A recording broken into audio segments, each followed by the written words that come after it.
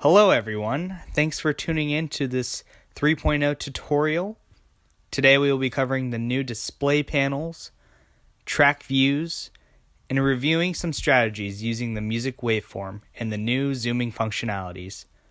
Using these tools will provide the support you need to view your tracks with ease and make accurate audio cuts.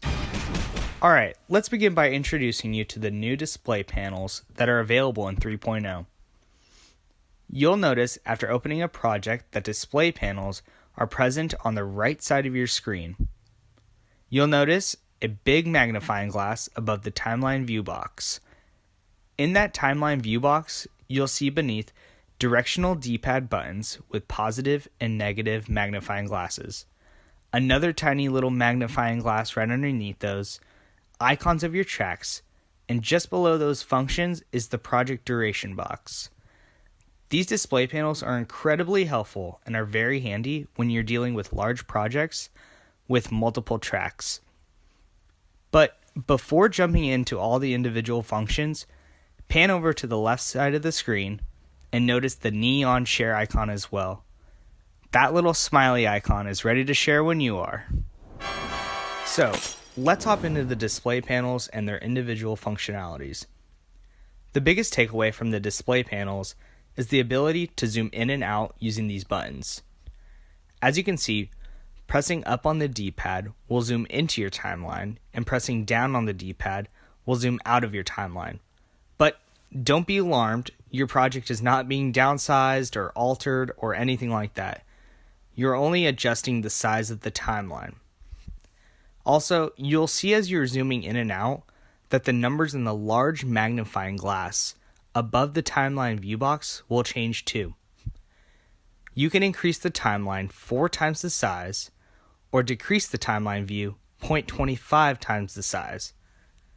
This feature will help you zoom out if you have many clips in your timeline, and it will help you zoom into the timeline if you need to focus into a small portion of your project. If you need to reset the timeline view, press the right analog stick and it will return you to standard view. Another great feature that lies within the display panels is the track view tool. Just below the zooming functionalities, you'll see the track icons. They are labeled 1, 2, and the music note. The same icons are placed next to the tracks on the left side. Before I start using this tool though, let's add a track 2 and a music track. I'm going to fill all 3 tracks so I can demonstrate how to cycle through all of the track views. So, pressing on the left analog stick, we can view the different tracks. Press the left analog stick once and you'll see track 1 and the music track. Press the left analog again and you'll see track 1 and track 2. Press the left analog stick one more time and you'll have all 3 tracks stacked on top of each other, giving you a clear view of track positioning. Cycle through the different track views by pressing the left analog stick, and you'll be able to see your project even clearer. The last thing for the display panels is the project duration box underneath the timeline view. This will indicate the total duration of your project. The same number is displayed on the right side of your tracks as well. Alright, so now that we have a good sense of the display panels and their functionalities, I will show you how to best use the zoom functionalities and track views to your advantage.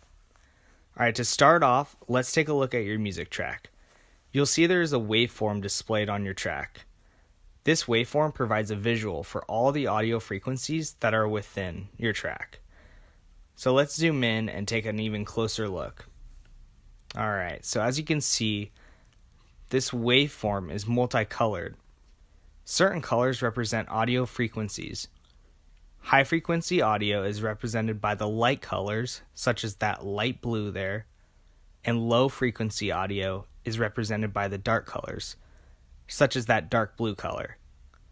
When you need to pinpoint certain audio, zoom in, use that track viewer tool, and it'll give you a good view of where you might need to make adjustments or where to place tracks for timing purposes. Lastly, I will demonstrate how to effectively trim music. Using the split clip tool can be incredibly helpful if you have long music tracks. So rather than using the trim tool first, try using the split clip to cut a large chunk. Then use the trim tool and fine trimming tools to make an accurate cut. Again, using the waveform while trimming will allow you to recognize your targeted waveform frequency in the track without having to guess where you're making an edit. Alright, awesome. And there you have it. Some great tools and new additions to enhance your editing experience in 3.0.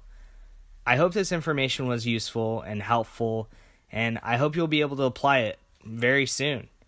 Thank you for watching, and enjoy the new update.